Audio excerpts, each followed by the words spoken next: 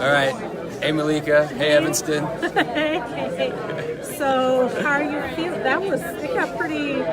It was confusing. It was confusing, if nothing else. It was definitely confusing. 2 hours, and then everyone's wondering. Yeah, I mean, look. Overall, there was overwhelming support for saving Harley Clarke from people across Evanston, from people outside of Evanston. Preservation experts. Everybody came out. It's clearly an important place. The amendment that they passed requires that the city basically said that they're not going to enter agreement unless the people offering to pay for demolition pay for all the costs. Those costs are unknown at this point, and so I don't even think there is an agreement between the parties at this point. So we'll have to see how that plays out. And the other thing that's a little disturbing is that this is going to have to go to Preservation Commission.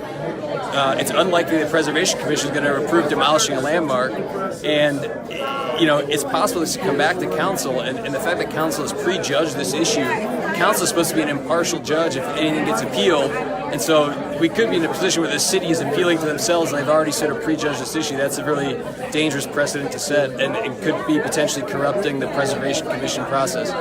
All in all, I think there's going to be a lot. It's going to take a lot longer for this to get resolved. I don't think there's an agreement between the parties, but I can't speak for the Dunes Group. Referendum's on the docket. It's coming up. People's voice are going to get heard, and I think that'll be a powerful thing here. And we keep raising money. I got $1,500 today.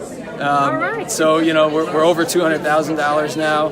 We got a lot more asks out there, a lot more people we're meeting with. So we think there's a lot of money out there that wants to support saving this place.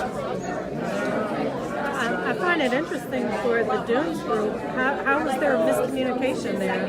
That for some reason people understood that they were going to cover everything, and then they were like, "Wait, no, we can't write an open check. What are you talking about?" Yeah, it sounds like it was a confusion over maybe the scope of work and exactly what they were saying they were going to cover the costs of.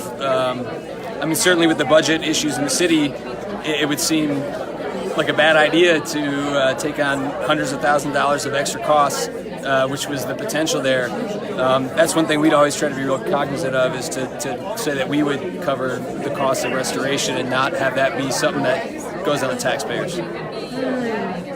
Okay.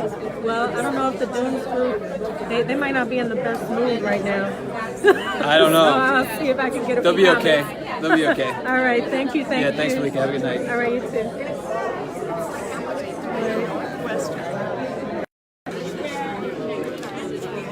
Okay, right now I'm looking for the Dunes Group. I saw them over here. They might not be in the best mood right now to talk. Hi, how are you? I'll be right back. All right. That would be where. See if maybe they made it down this hall. Okay, so for those of you who watched, it was very, very confusing. Very, very confusing meeting. The Dunes Group, I guess there was some sort of miscommunication. People were under the assumption that they were covering all the costs, that it wouldn't cost the city anything for them to take the project. And they got up and said, "No, we never said that. We're not in a position to just, write an open check. We have kids. We can't. We never agreed to that." So it was a bit of confusion in there, miscommunication somewhere. So I saw them a second ago, but they may have jetted out of the building. I'm not quite sure where they are. Looking for them. I would love to get comment from them, because it got a little a little heated in there, and definitely some confusion. So let's see who else we can get comment from, get some understanding. We got a show. Thank you for all your work. We're gonna keep going. Make allies.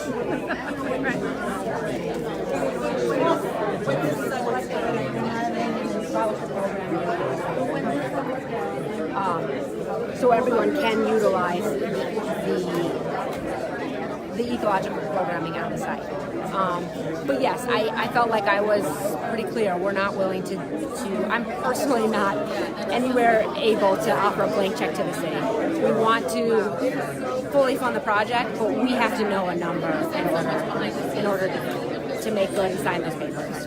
And that'll be my message to both the aldermen and city staff tomorrow. And that's been my message consistently, the last couple of weeks. We want to provide an answer.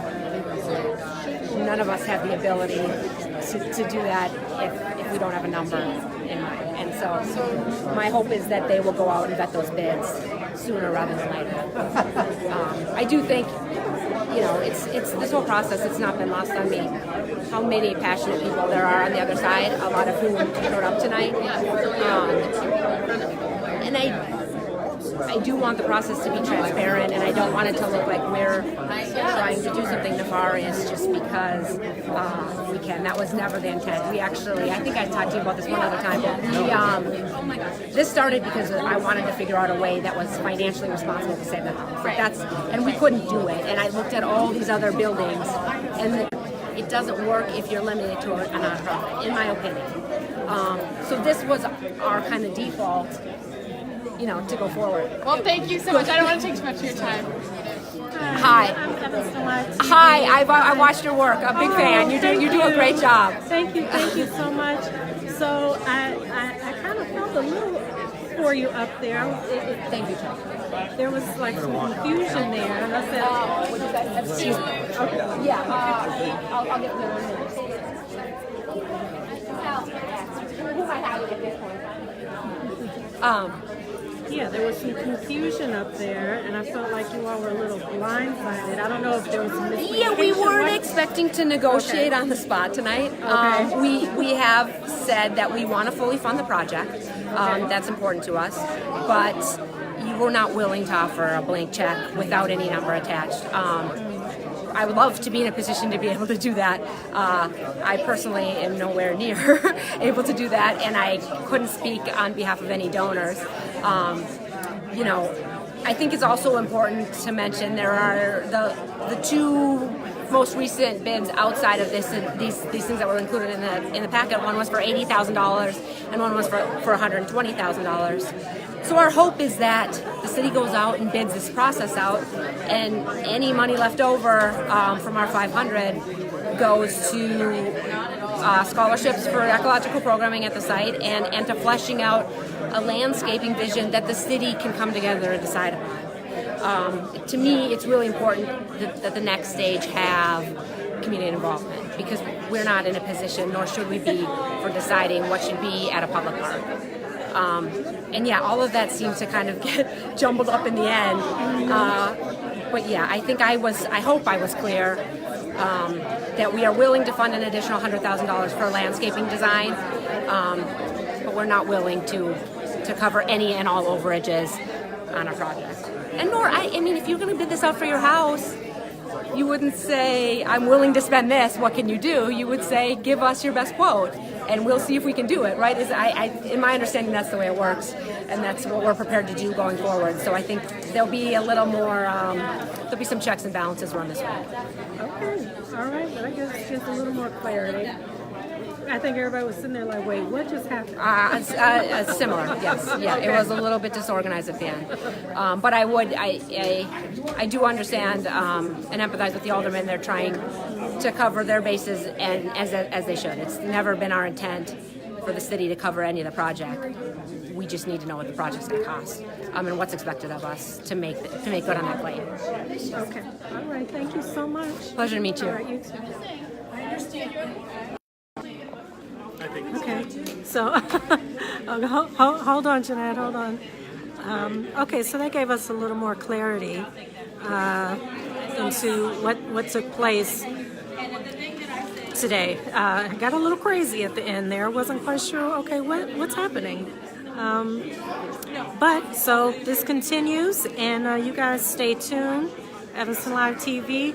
This is definitely a developing story to see what's actually going to take place here.